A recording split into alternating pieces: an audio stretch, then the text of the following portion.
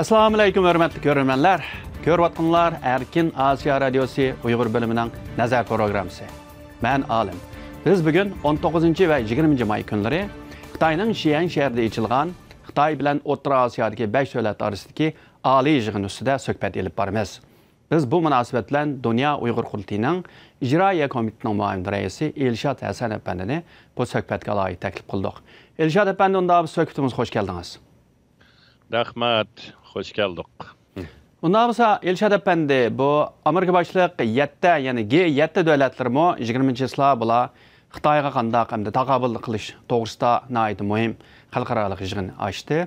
Yəni bu yığını içiyotgan vaqtda 2 gün Xitay hökuməti 19 və 20 may günləri Xitayning tarix şəhəri Xi'anda O'rta Osiyodagi Qozog'iston, Qirg'iziston, O'zbekiston, Tojikiston və Turkmeniston qatorliq 5 dövlətning prezidentini Xi'anga təklif qilib bir çoğun ali yığın ötkəzgən oldu. Sizningcə bu Xi Jinping'nin bu 5 dövlətini çağırıb kelişdiki bularning prezidentləri bu yığını içidiki məqsədi mi? Menimce məqsədi Xi Jinping özünü dünyadaki hazır Amerika bilan tang Amerika şiltin atalaydigan bir güçlük köş boğallığını bir köz töş. Onun denki Xitayning düşençisi boyunca bolupmu bu Xi'andaki yığını Tangni, yana Tang sulalısının devrini asas temi qilib, köz tuş arqılıq O'rta Asiya ve Xitayning atrafidagi bu rayonlar hammasi burundan tartib Xitayning bir qismi yoki Xitayning ta'sir doirasidagi bir rayon hozir yana Xitay kuchlanib, mana bu ta'sir doirasi o'zining qo'yniga o'tdi ve mushu orqali butun dunyoga ta'sir ko'rsatadigan bu kuchini mushu orqali namoyon qilmoqchi. Qisqa qilib aytganda. Elşad əpəndi, to'g'ri siz degandek, bu 5 dövlətin prezidentləri gəldi əlbəttə. 2 gün o yerdə Xitay hökumətinin orunlaşdırışlarını, təntənlik, mərasimlərini ötkəzgən bildi, yığınlarını açqan oldu. Amma siz degəndək bir yerdə bu Xitay hökuməti həm də Xi'an degan əlbəttə eyni zamanda Chang'an, yəni Tang sulalısının bir paytaxtı bolğan yer. Ondan keyin bu dövlətin prezidentlərini kütüb alğanda həqiqətən Tang sulalısının bayraqlarını, Tang degan xitaba. Hatta Xitay xidimlərinin kiyinişlərini şu Tang zamanındakı kiyimlərini kiygizib durub, O'rta Asiyadan kelgan bu 5 dövlət rəislərini kütüb alğan boldu.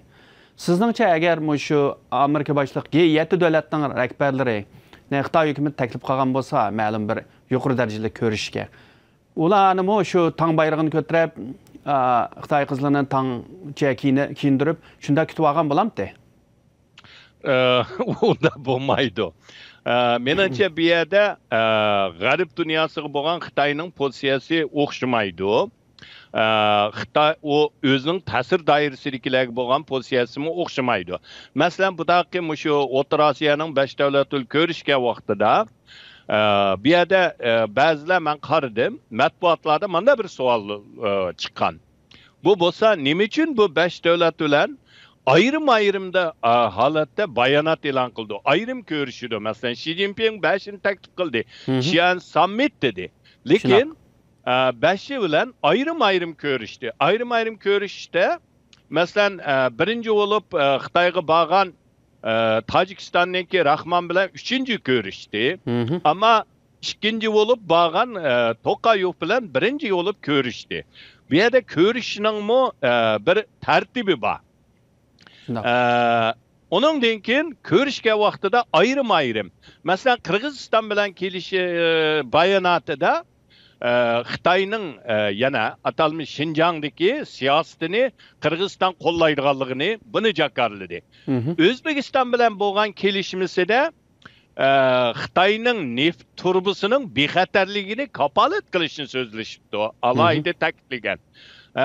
Tojikiston bilan bo'lgan vaqtida Tojikistonning Dushanbeda yana Shanghai Cooperation'ninki birlashmasininki bir ishxonasini ichishni buni kelishgan.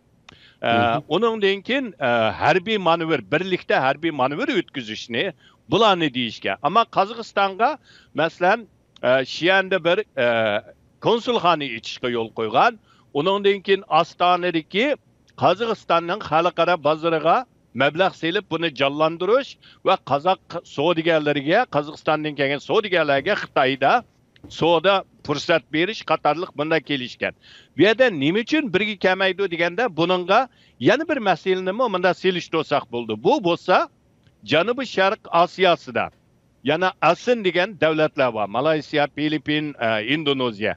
Bularmi eng dastlabda Xitoy bilan birlikda ASEAN bir bo'lib, Xitoy bilan birlikda Janubiy dengiz va bu yerdagi zamin talash dartishlar chegaralarga birlikda bular birlikda Xitoy bir taraf bo'lib, ikki taraf bo'lib suhbat kutishimiz deganda Xitoy qat'iy unamagan. Nima uchun degan vaqtida Xitoy yana tarixdagi taktikasini o'ynaydi. U bo'lsa ayirib turib, divide and conquer inglizcha, Xitoychada fıncar deymiz. Yani Uygurçaga desek bölüp durup birden boysunduruz. Yani bu Orta Asya'nın mı? Gerçi summit de bulanın hemmisini ekeldi. Ekegen bilen bular bilen ayrım birden görüştü. Bu yerdeki bu görüşlerin hemmisi hatta tertibi boyunca baldur kegen bilen baldur emez. Kayni de görüşüş bular hemmisi nime diye vaxtıda Xitay bulanı özünün tanı emez. Bizden töven, Xitaydan töven, Xitayga yalvırıdığan, mana degan vaqtida Xitayning ta'sir doirasidagi beqindi ko'rgan. Ama bu g'arib dunyolarni Xitoy hech qachon o'zi biladi. Beqinda emas, Xitoyga muhtoj emas. Shuning uchun agar g'arbning berib qolgan bo'lsa, jichidak bo'jig'in uyat bo'lsa, u hargiz Tangsulalsining o qizlarini kelib bunday qilmaydi. Chunki bu g'arib madaniyatiga xilop bu mana degan vaqtida. Onundan keyin bu xil imperializm ideologiyasining qaytadan gördün chiqishi buni menimcha g'arib dunyosi demokratiya, erkinlik, barobarlikda hech kim qabul qilolmaydi. O Elshad Efendi masalan o'sha Qozog'iston, Qirg'iziston, O'zbekiston, Tojikiston ham Turkmanistonning prezidentlari masalan Muşlar şeyenge bağında, muşu Xitay hükümetinin tağının bayraklarını götürüp, o Xitay kızlarının tağının kızlarıdek yasandırıp, muşunda xuddi 1000 yılın aldığı Tangsulalsının aldığı berip, bu yığın qatnaşqandek bu isq kelgen çağda bular nima bo'layotganini bilmamdi bular. Yani burunqidek Xitay hükümetinin simvol jihatda bo'lsa-mu, abay o'zingiz deb o'tib ketgandek bu davlatlarning, ya'ni turklarning bularga bir beqinday beqaliq ekanligini, ya'ni Xitoyga boj topshirish kerak, Xitoyning himoyasida yashash kerak degan bu narsalarni sizningcha bu besh bo'lgan prezident bilmamdi? Menimcha ko'pinchisi biladi deb qarayman. Bular biladi. Ammo lekin hozir Rus burundan shu mana degan vaqtida Osmanlı imperiyasi yoki keyingi Turk imperiyalari hammasi o'lgandan keyin zaiflashib öz aldığı bir müstakilligini saqlab qalanmadi. Rusning ishg'oliyatida qolgani biz Xitoyning ishg'oliyatida qoldik. Keyinda Sovetga qo'shilgan bo'ldi. Sovetning ishtirimi yana zulm ostida yashadi, Sovet g'ulidi, mustaqil bo'ldi. Mustaqil bo'lgan bilan yanala o'zi texi dasturg'ini yo'q. Rusningki ta'sirida kelgan, yashab kelgan. G'arb dunyosi u yerga mablag' selishga texi keng ko'lamda uningga yetish bo'lolmadi. Çünkü bu devletlerninki o'rni, coğrafiyalik o'rni to'rt taraf hammasi qoplangan. Deniz chiqish yo'li bak az. Shuning uchun bular bu yerda menda degan vaqtida ya Xitoyga ya bo'lmasa Rusga muhtoj bo'lib qoldi. Bunda bir ahvolda Rusninki hozir Ukraina urushida patqoq ketib qelishi o'zining ta'sir doirasininki chegarasidan yoki harbiy kuchidan arilanmaydigan holatga tushib qolgandan keyin bular hozir Xitoyga qarab mangdi. Bular bilmemdi o degende tarihteki bu hakaret, zulüm ve yaki bugünkü günde Xi Jinping'nin mi bunu yana hakaret. Manda degen vaqtida mesela Tacikistan'ın prezidenti bo'lgan har qanday bir adam bu birinci berip Xi Jinping üçüncü de onunla görüşü aslında bu adamga qilingan bir hakaret, devletga qilingan hakaret, şu xalqqa qilingan hakaret. Ama bu hakaretni ko'tarishdagi sebep bular devleti namratchilik. Bular hozir faqatla Xitoydan og'irni elib, qaytishni, julg'an deb, shuning g'ururini sundirib, Xitoyning bu xil haqoratlarga, dafsandichiligiga yo'l qo'yganlik. Mana degan vaqtida bu yerda yana bir misol keltirsam, Her yılı Xitayninkide haşamatlik iki qurultay içildi 3. ayda. Hem qurultayga bağan meyli bizninki işgaliyetlik Şarkı Türkistan'dan Tibet'ten bolsun. Bağalarının hemisi bilidi, üyegi basa şu yap içip gelişten başka kol götürüp berdi. Onundan başka hiç qanday rolü yok. Bu 5 Cumhuriyetinin mu asasen şeye berip, bayanatlarını elan kılıp, azırak yap içip, qağınığı, yançuğunu azırak doldurup, qaytıp geliş, onundan başka bek çoğun paydının yokluğu bulanmı bilidi. Ama şu hazırki hakimiyetini özününki hukukunu qoğdaş üçün, mükemmelleştiriş üçün bular hazır şuyagi berip, şu hakaratını kabul kılış. Ameliyatta menimce mesela Qazaqstanның Toqayev özümü dedi, görüşke vaxtıda Xitayçığın ait ustalığını bildirdi. Hem Beijing'de 9 yıl mı 7 yıl okuğanlığını dedi. Bunun bilen Toqayev'ninki Xitayның hazır meselen, muşu uçuruştan keyin yana bir video çıktı. Xitayның zimini bolğan 5 dövlətdə birincisiga Qazaqstanni yetib, Qazaqstan aslında Xitayның zimini degan videolarni. Bularni hamda bir Qazaqstan dövlət bolğan ki, ularning istihbaratı var. Toqayev prezidentinin çoxum aqldarlары var. Ularning içində Xitayçını yaxşı bildigan, kördiganlar var. Bunu yetkizmemdi deganda meningcha yetkizdi. Bir devletinin reisi bu adam etrafındaki qo'shinlarning nemi davatıdı, nemi qilmoqchi bilib turish mecburiyet hem meningcha Toqayevning saviyasi bilan biladi. Ama lekin buningga ko'z yumib, hozirgi burunning ostidagini ko'rib, shu manfaatini deb Xitoyga yo'l qo'yyotidi desak, meningcha mushu xildagi bir psixika bularni akagan. Bu yana birisi hamda albatta bir yarim yilga yaqin hozir hamda Rossiya Ukrainaga besib kirib hem de sabiq Sovet İttifaqının bir cumhuriyeti bolğan Ukrainani unda dövlətni etiraf qılmaymiz. Bu Rusiyanın bir qismi degan maqsadda besib kirdi.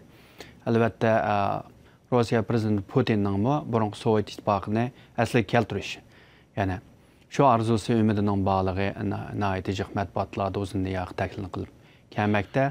Albatta Putin ilgari məsələn Nazarbayev Qozog'istonning prezidenti vaqtida o Qozog'iston degan davlat yo'q, Nazarbayev o'zi qurib olgan kallasini ishlatib degandek, bu davlatni hamda hisobda e'tirof qilmagandek so'zlarni qilgan. Hozir hamda Rossiya Ukrainaga besib kirgandan keyin hamda sobiq Sovet ittifoqidan paychilim chiqayotgan bu davlatlar Qozog'iston bo'lsin, mana shu 5 davlat shanga berib Xitoy bilan ko'rishgan.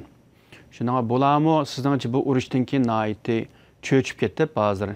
Biz hamda İki yolvasının arası qaldık, birisi Orus bolsa, yani birisi Xitay. Şununla biz Orus bilan münasibətimiz bunda bolğan, hem Xitay bilan münasibətimizni qayta yaxşı tiklişimiz kerak deb, abayqısız düşəndigan haqaratlarni qabul qilgan asosda şeyinga berib, 2 kun Xi Jinping bilan ko'rishib bu yig'inlarni açdab qaramsiz. Menimcha shundaq deb qarayman, ammo bularninki hisoboti bak xam. Bu yerda siz deganga o'xshash. Mesela Putin Nazarbayev'nin vaqtida bu Qozog'iston aslida mavjud emas deb buni Nazarbayev o'zi o'ydirib chiqib qurib olgan, fursatdan foydalanib, mana degan to'polangdan to'g'ach o'g'irlab qurib olgan degan bo'lsa, texi bir oyning oldida Xitoyninki Fransiyada turishliq bosh elchisi Lusaye degan diplomat ochiq oshkora Sovetdan keyingi bu mustaqil bo'lgan davlatlarning hech qaysining xalqaro qonun bo'yicha o'rni yo'q. Bularning mustaqilligini asosan e'tirof qilmaymiz degan shu gapni ochiq oshkora xalqaro matbuotning oldida Fransiyada ziyorat qabul qilgan vaqtida jakarladi. Bu demak, buningda nemini ko'ramiz degan vaqtida bu davlatlarning o'rni hozirgacha kim tortib olsa shuning degan gap. Manda degan vaqtida buni Xitoyninki burundan tortib, Qozog'iston bizninki, Qirg'iziston bizninki, hattoki Sibiriya taraf Rossiyaniki mayoq hammasi bizning deganiga birlashtirib qaraydigan bo'lsa, Xitoyning niyati amaliyotda Putinnikidan cho'ng. Bu niyat bo'lsa, kelgusida hozirgi mushu 5 jumhuriyatni hammani o'zininki zimini qo'shib elish, uningdan keyin Rossiyaning Sibiriya tarafidagini bularni hammani qo'shib, uningdan keyin o'zini bir dunyo xarakterlik eng cho'ng imperiyaning birisi qilib dunyoga o'zining ideologiya, turmush ve özünün örf adeti, xuddi hazır milliy qirg'inchilikdagi Uyg'urlarga Xitoy tilini tangandak, Xitoy madaniyatini tangandak, hammani tengayotganga o'xshash bularning hammasini bularga tanımoqchi. Bu yerda bu O'rta Osiyodagi bu jumhuriyatlar Rosdan qutuldik degani bilan Xitoy uningdimi bakshi? Rosninki Sovet yoki Çar Rossiyani tatib Sovetgacha bo'lgan aralıqda bu cumhuriyetler andı-mundu bo'lsa-mu azroq erkinlikning ta'min etgan, keyingi Sovet qurilgandan keyin bularni hamma ichiga akirib ketib yutyapti. Lekin yana ma'lum darajada o'zining tillarini saqlab qala olgan. Keyinida Sovet qurilgandan keyin bular mustaqil bo'ldi. Endi bizning taqdirimizga qaraydigan bo'lsa, biz hech qachon bir erkinlik emas, hech nimani ko'ranmay Xitoyning zulm ostida bugun milliy qirg'inchilik uchrayapmiz. Bu Sovet qurilgandan keyin bu davlatlarning mustaqilligini e'tirof qilmaymiz degan Xitoy, mana deganda buni sal qarashga bo'lmaydi. Fransiyada turishliq 5-6chisi degan gap Xitoy hozirgacha uni huquqni evatmadi, faqat chaqirib akatdi, uning so'zi butunlay xato demidi. Bu demaklik bu Xitoyningki bayonoti. Bu O'rta Osiyodagi bu jumhuriyatlarga berilgan eng cho'ng ogoh. Agar bular mushunda qalaymaqan Xitoy nima desa ha deb ko'z oldidagi manfaatini deb mangsa, oxirisi Uyg'urning bugungi kuni bularning atki kuni. Xuddi Hong Kongliklar ko'rayotganga o'xshash, biz eng dastlabda Uyg'urning bugungi kuni Hong Kongning atisi, Tayvanning o'gini desak, jiqlar anglamagan, xalqaro dunyosi tingshimigan. Bugun Hong Kongliklar shu kunni ko'ryapti, xalqaro uningga shohid bo'lyapti. Agar O'rta Osiyodagi bu 5 jumhuriyat hozirgacha o'yganmagan bo'lsa, bu Xitoy bosh elchisining Fransiyadagi so'zini qayta anglashi lozim. Bu texmi xatar tarafga qarab menyapti. Albatta bu Xitoyning Fransiyada turishliq bosh elchisi Liu Shaoyanning degan bu so'zi albatta xalqaroda zo'r g'ulg'ul qo'zidi albatta. Ya'ni bu adam albatta Xitoyning Fransiya turishliq diplomati. Bu odatki bir davlatning emas. Şu an bu adamning degan gapi albatta bu Sovet ittifoqidan boshlanib chiqqan davlatlarning egilik huquqini e'tirof qilmaganini aniqlam o'tirib qo'ygan. Sizningcha hamda bu Xitoy hukumatining yana bir tarafdan albatta Rossiya hamda Ukraina urushi bilan aldirash bo'lsa, garchi ilgari masalan bu O'rta Osiyo bu Rossiyaning aq o'ylisi deb qaralgan bo'lsa, hozir bugungi kunda Xitoy hukumati bu 5 prezidentni akilib Shiyanga tatib akilib iqtisodiy jihatdan, suvari jihatdan, sayohat hamma jihatdan buni ching bog'lab, buni asta o'risidan tatib olib, Xitoyning aq o'ylisiga aylantirib olmoqchimi sizningcha? Menimcha Xitoyning aq o'ylisi emas, oldi o'yli qilmoqchi. Chunki Xitoy yaqinda bir turmaga muddatsiz kesildi-ku deyman. Liu Yajou degan Xitoyning bir generali bo'lgan. Yana Xitoy Mudofaa universitetininki bosh komissari bo'lgan. Li Shanyanninki kuyovli qizil ishkinja avlod. Buni Xi Jinping muddatsiz kesyapti. Liu Yajou'ninki yozgan bir parcha maqolasi bor. Bu maqolasida Xi Jinping deyman bir nima degan g'arbga qarash degan. Buning da aniq deydi. Sharq tarafdan Amerikaninki, Filipin, Yaponiya, Tayvan bu atrofininki to'sish bilan Xitoyga chiqish yo'li yo'q. Agar Xitoy zo'r bir dunyoviy kuch bo'lma desa, Sharq tarafdan, dengiz tarafdan chiqish yo'li mumkinchiligi yo'q deydi. Shuning uchun Xitoy hukumatı bu chiqish yo'lini g'arbga qayritish kerak. Yana hozirda O'rta Osiyoga deydi. Bu demaklik nima degan vaqtida, u vaqtida Sharq dengiz tarafi buning aq o'ylisi, bizning Sharq Turkiston aq oldi o'lisi, ham O'rta Osiyo buningki o'lining teshi. Mandal degan vaqtida, balkim bu o'lisiga kirgizish, shu orqali Yevropaga bevosita ta'sir ko'rsatish. Endi buningga Xitoy shuni quryapti. Qurish orqali bu yerda ikki yo'l bilan.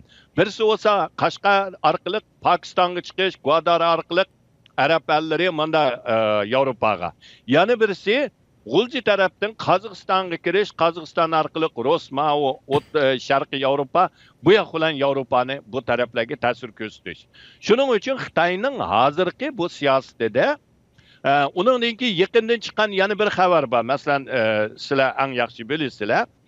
Xitoyning poytaxtisininki birsini Sharq Turkistonga bir poytaxt qurish degan.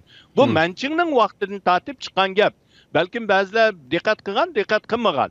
Manchingninki oxirgi yillarga kelgan vaqtida Manching xonligi mushu bizning vatanga poytaxtini yo'tkab, oxirsi shu tarafda saqlab qolishmi yoki Manjuriyaga yo'tkashmi degan bu o'rdining ishtir bo'lgan bir söhbət var bu, doğruluq.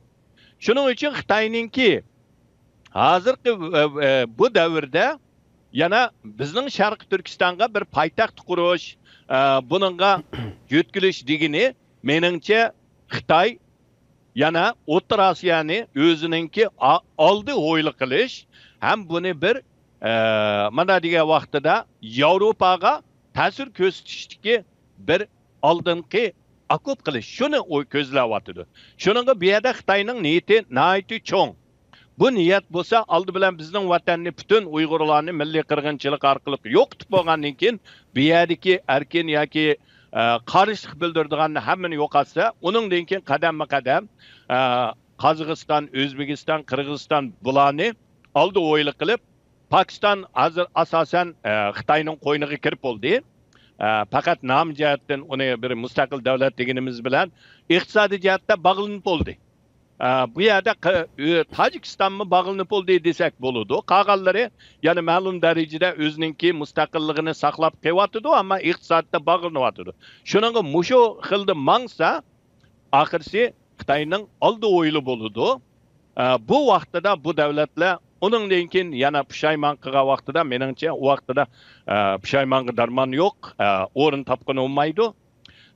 Chunki bu yerda hozir Rusning ajizlab ketishi bu muqarrar bo'ldi.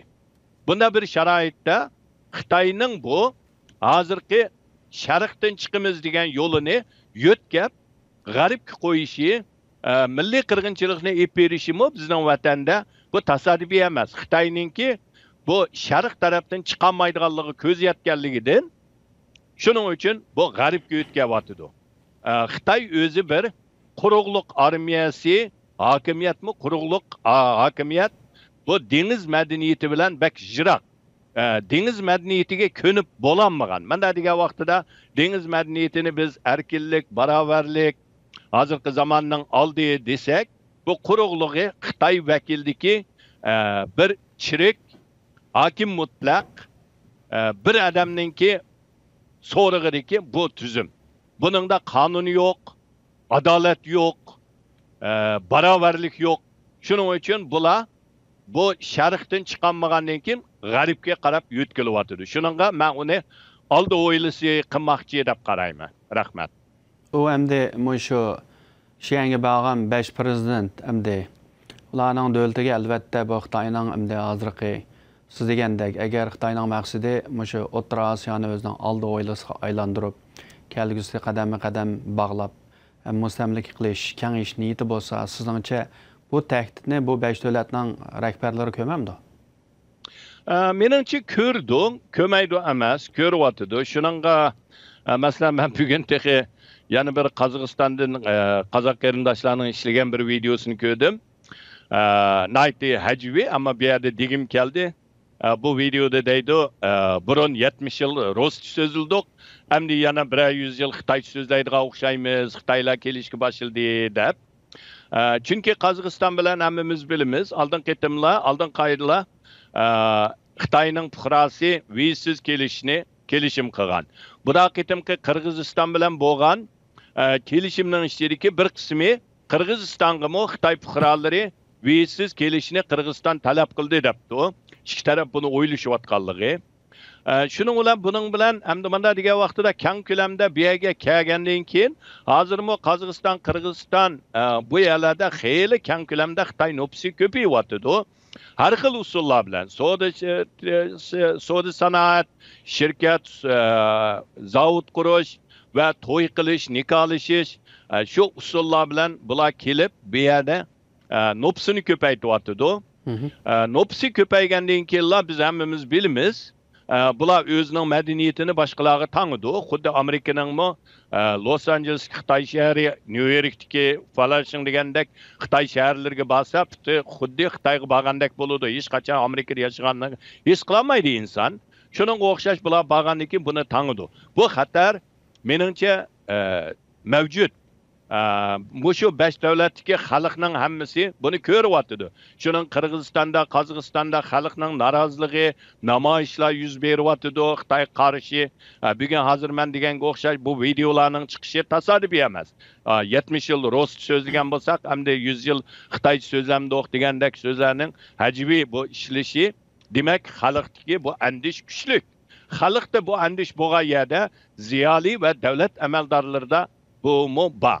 Shuning uchun hamda mana degan vaqtida buni bularni andishi bor, ammo lekin hozirgi vaziyatda mana deganda bu hokimiyatning hammasi ustiga chiqib olganlar, bir chiqivasi tushmaydiganlar. Bir chiqivasi tushmaydiganlarning hammasi o'zining manfaatini, o'zining hokimiyat turish vaqtini ko'zlaydi, xalqningki manfaatini ko'zlamaydi. Shuning uchun bu yerda yana xalqning uyg'unib, demokratiya, erkinlik bunu yo'lga qo'yishini talab qilib, hokimiyatni mas'uliyat qila oladigan bu darajaga akilish kerak. Shuningga bu yerdagi yerli xalqlarning roli va xalqaro dunyosining roli bak muhim. Bo'libmi Amerika boshliq g'arb dunyosi O'rta Osiyoga bo'lgan strategiyalik mablag' selish, bularga bo'lgan yor yo'lak hammani kuchaytirish, bo'libmi o'quvchilarni almashtirish. Masalan, shu O'rta Osiyodagi jumhuriyatlarning o'quvchilarning Amerika g'arb dunyosiga berib o'qib, bitagandan keyin qaytib borsa, bular bu yerning erkinlik, barobarlik ideologiyani ma'piridu. Shuning bilan hokimiyat erkinlashmangan vaqtida bunda bir chiqvasi tushmaydiganlar azaygandan keyin hokimiyat xalqning mas'uliyatligini bera oladigan bir hokimiyat chiqadi. Meningcha shuningga hamda dunyo birlikda xalq va sirtqi dunyo tirishish kerak. Ama aniq aytalaymiz, bu cumhuriyetning boshliqlari biladi, o'qidi, ammo qo'rqib turib, o'zininki huquqini saqlab qolish uchun burunning oldidagi manfaatini deb qag'inni, xalqini qurbon qilyapti, vatanning mustaqilligini qurbon qilyapti. Excuse me. Oh, yeah. I got you. Sorry. Okay, let's start. Unda bo'lsa Ilshod Hasan apandi, bu albatta bu O'rta Osiyodagi bu 5 davlat, garchi Xitoy bilan hamda yaqinlashgan bo'lsa-mu, hozirgi sharoitda, garchi Xitoyning zo'r bir taktik ekanligini bilsa-mu, ammo siz degandek balkim o'zining hokimiyat mutlaqligini saqlab qilish va yoki Xitoy bilan etishmay, Xitoy bilan chiroyli o'tib, o'zining mustaqilligini saqlab qilish maqsadida bo'layotgan bo'lish mumkin. Shuning bilan bir vaqtda albatta bu davlatlarning hozir Amerika bilan bo'lgan munosabatmi ba'zan yaxshi bo'lyapti. Masalan, mayli Qozog'iston bo'lsin, bo'lib O'zbekistonning Amerika bilan bo'lgan munosabatlari baq quyuq. Albatta u O'rta Osiyo bu 5 davlat Amerikadan bak jiroq bir davlatlar. Shunda bo'lsa Amerikaning tashqi ishlar ministri Blinken mush yilning 5-i berib kelgan bo'ldi. Pompeo ayni zamanda bir bag'an tashqi ishlar ministri. Sizningcha bu davlatlar yana mush Amerika bilan yana munosabatni kuchlantirish orqali bir tarafdan O'rusning, yana bir tarafdan Xitoyning besimidan qutulish uchun shunday quvvatli degil bo'lamdi. Shundoq, Qozog'istonninki bo'libmi bir necha yilning o'zi, O'zbekistonning Mirziyoyev chiqqandan keyin, Islom Karimovninki o'lgandan keyin Amerika bilan bo'lgan munosabati bag'ansiri yaxshilab mengyapti. Qozog'iston bilan bo'lgan munosabatda nihoyatda cho'ng ilgirlashlar bor. Abayman degan o'quvchilarni almashtirish nihoyatda kuchli. İqtisadi jihatdan bir qadar ilgirlab mengyapti. Onundan boshqa meningcha yana bir fursat bor bu yerda. Biz hozir ko'ranmaymiz. Rus ajizlanib, mag'lubiyat kuchirgan vaqtida Ukraina va Polsha qatorliq bu davlatlar, hatto balkim Georgiya, yana Gruziya, Gruzistonmi deydi ekan, bu davlatlar qaytadan demokratiya kuchlanib chiqishi mumkin. Bo'libmi Ukraina balkim bu Rusning o'rniga chiqadigan bir demokratiya, erkinlik, kuchlik, bu atrofdagi ta'sirli bir davlat bo'lishi ehtimoli cho'ng.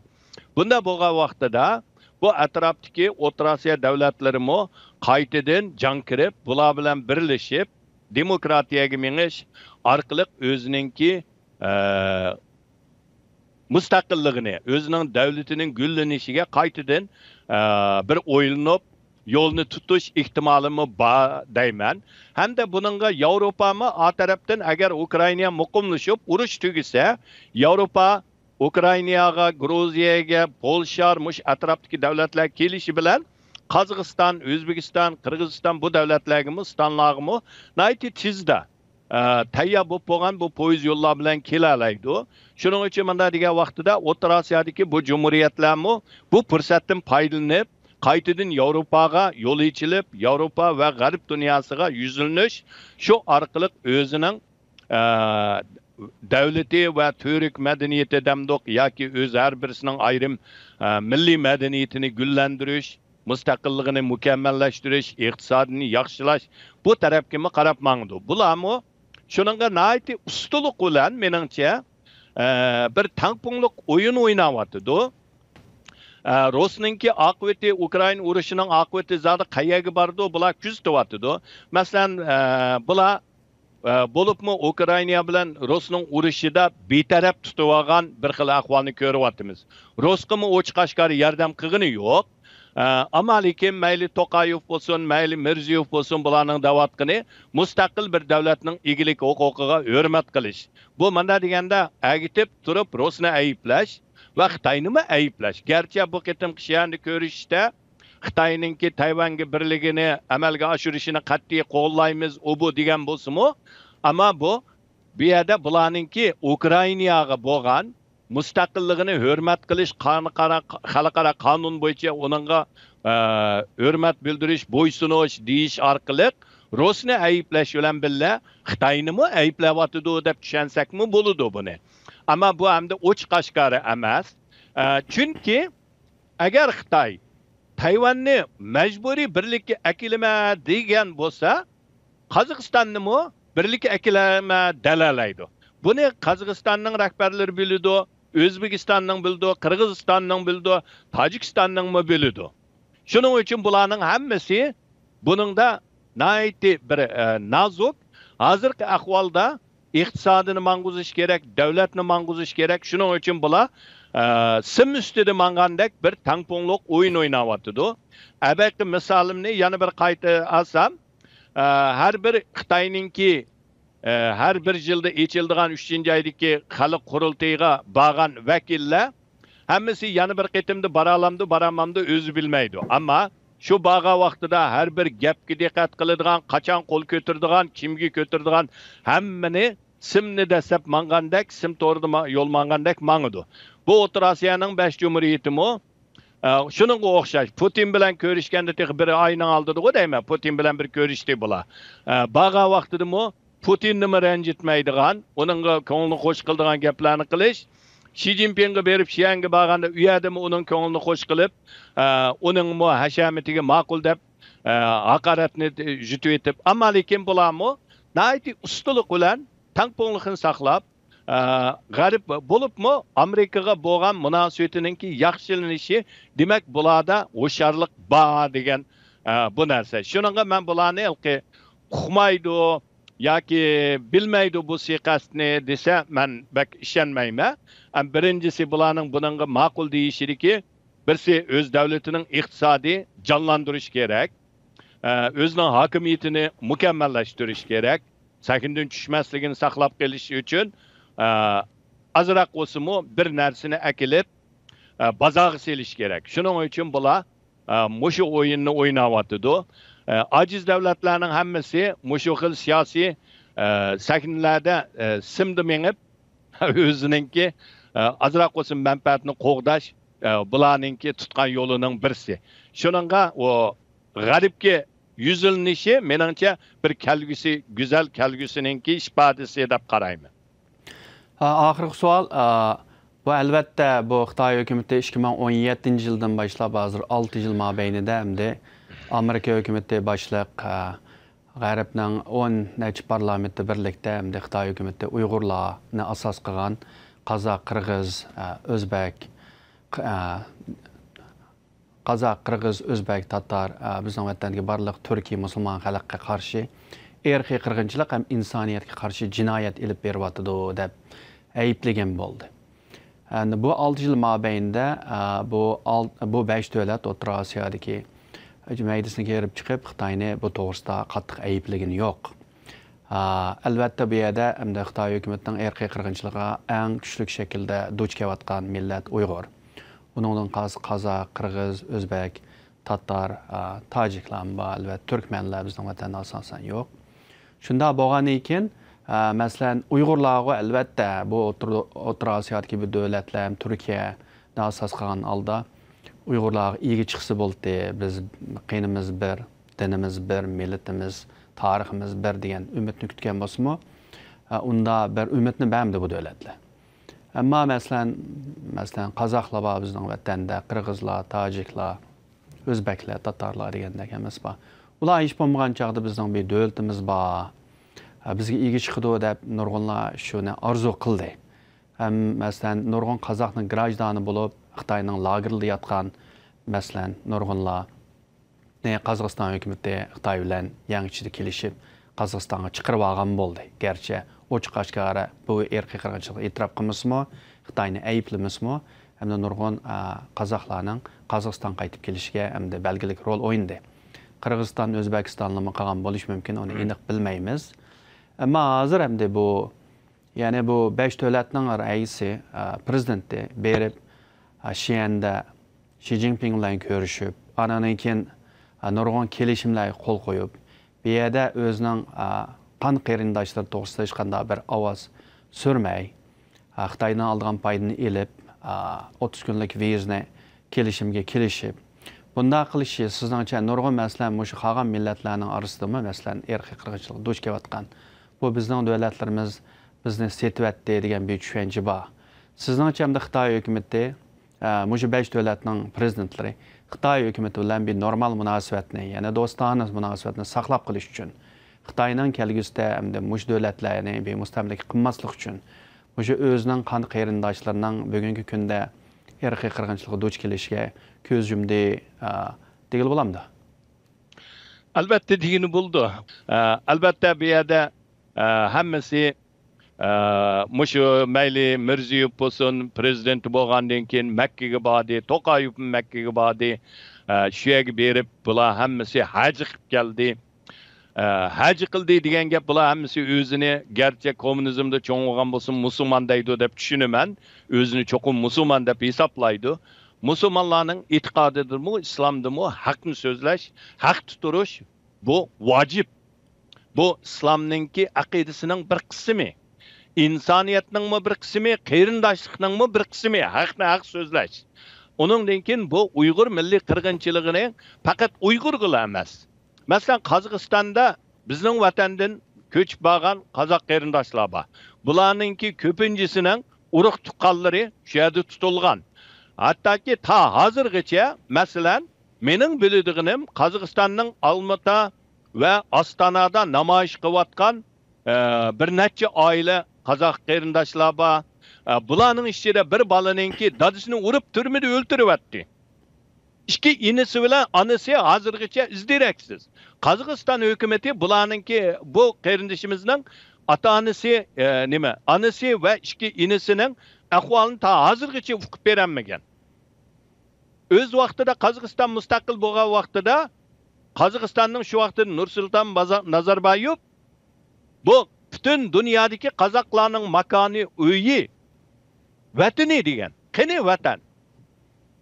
Sen qozoqlarni igi chiqanmiding? Bir yig'layotgan, zar yig'layotgan bir yoshning onasini tep beranmiding? İki inisini tep beranmiding? Bu Xitoy hukumati uydan tutib ketgan odamlar. Bularga igi chiqanmagan, bularni manda degan vaqtida qarindoshlikni yetkazish bularga yuqori talab bo'lib qoldigandek, bakilki hissiyotga berilmay, ammo bu yerda insonlikdimi haq so'zlash majburiyat. Shuning uchun bu O'rta Osiyodagi 5 jumhuriyatning bu daqitim yana berib, Sharq Turkiston to'g'riliq, milliy qirg'inchilik to'g'riliq bir ig'iz gap qilmay, sukut turib, Xitoyning safsatasini anglab, Xitoyning tashviqotini qilib, hatto Qirg'iziston bilan kelishimining ichida birisida yana Xitoyningki bizning Sharq Turkiston yana bayonotida Xinjiangninki muqimligini qo'llaydiganligini bu bayonotiga kirgizishi hakikaten adamni afsuslandirdi, nafratlandirdi. Hozirgacha haqqoniyatda turayotgan bu O'rta Osiyodagi jumhuriyatlarning birisi yo'q. Hammasi ko'zini yumib buningga turyotdi. Ammo bu ko'z yumish, sukut turish shu milliy qirg'inchilikqa yantayoq bo'lish. Bularmi shuningki bir qismi, shu jinoyatningki bir qismi bo'ladi. Albatta buningga bu jinoyatga sherik bo'lgan shu davlatlarningki rais jumhurlari, prezidentlari, hargiz ularning xalq emas. Bu narsani aniq ayirib deyishimiz lozim. Ammo bular bunda sukut turishi bilan haqqoniyatga sen bugun sukut tursang, erta bu haqsizlik 5-nji kelgan vaqtida boshqalarmi balkim ko'miganga selishi mumkin. Alla degan vaqtida sening yoningdami turadigan odamlar qolmasligi mumkin. Shuning uchun bu xil qilmish bizni afsuslantirdi, umidsizlantirdi. Ammo lekin dunyoning eng odil yeri bir ikki insonsizlik bilan bizni ümidsizlandirmaydi. Chunki ko'pinchalar yana insoniylik, insonparvarlik bilan mayli Amerika boshliq bo'lsin, g'arb dunyosi bo'lsin, jiq davlatlar bizni qo'llab kelyotdi. Xitoyningki bu zulmini ayblayotdi. Xitoyni buni to'xtatishga talab qilyotdi. Hatto Birlashgan Davlatlar Tashkilotininki yaqinda masalan 3 shaxsni qo'yib berishni bevosita buyruq tushadi. Jakarladi. Bunun hammasi bu yerdagi milliy qirg'inchilikning mavjudligini, mayli bu jumhuriyatlarning raislari ko'zini yumib, buni ko'midim deb Xitoyning depiga usul o'ynab kelgan bo'lsa-mu, ammo lekin bu yerdagi xalq biladi, xalqaro dunyosi buni biladi. Shuningga bular mana degan vaqtida Xitoyningki paltisining sepi bo'yat bordi. Bugungi kunda Uyg'urning yiltizini kesgan bo'lsa, ertagun bularningmi yiltizini kesidi. Shuning uchun aldirab boshqalarning paltisiga sap bo'lish bu o'zining putiga palti chapqanlik. Sizga ko'p rahmat Ilshad apandi. Sizga rahmat. Assalomu alaykum hurmatli ko'ruvchilar. Bugungi programmamiz bu yerda oxirlashdi. Kelasi hafta ko'rishguncha xushvaqt bo'ling.